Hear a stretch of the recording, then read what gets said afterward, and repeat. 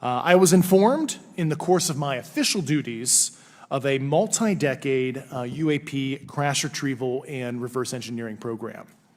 Mr. Grush, finally, do you believe that our government is in possession of UAPs?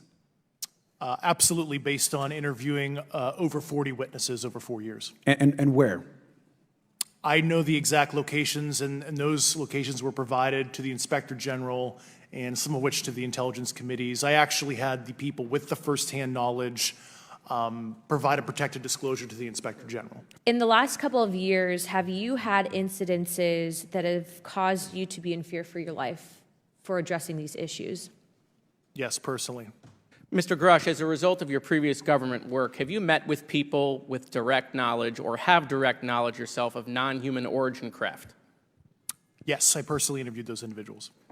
Has the U.S. government become aware of actual evidence of extraterrestrial, otherwise unexplained forms of intelligence?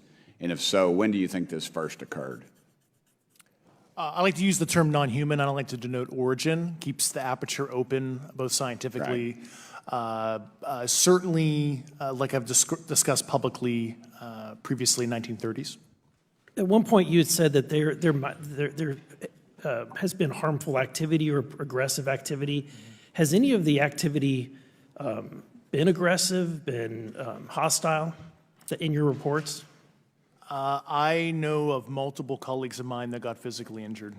And the activity, and I got by UAPs or by people within the federal government? Both.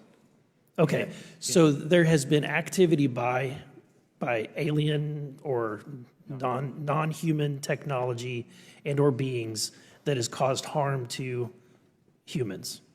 I can't get into the specifics in an open environment, but at least the activity that I personally witnessed, and I have to be very careful here because they tell you never to acknowledge tradecraft, right? So what I personally witnessed, myself and my wife, was very disturbing. You've said that the U.S. has intact spacecraft. You said that the government has alien bodies or alien species. Have you seen the spacecraft? I have to be careful to describe what I've seen firsthand and not in this environment, but I could answer that question behind closed doors. Yeah. Okay. You've stated that the government is in possession of potentially non-human spacecraft. Based on your experience and extensive conversations with experts, do you believe our government has made contact with intelligent extraterrestrials? Something I can't discuss in public setting. Okay, I can't ask when you think this occurred.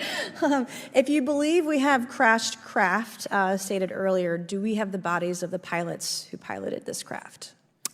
As I've stated publicly already in my News Nation interview, biologics came with some of these recoveries, yeah. Were they, I guess, human or non-human biologics? Non-human, and that was the assessment of people with direct knowledge on the program I talked to that are currently still on the program. And was this documentary evidence, this video, photos, eyewitness? Like, how would that be determined? The specific documentation I would have to talk to you in a skiff about. Gotcha.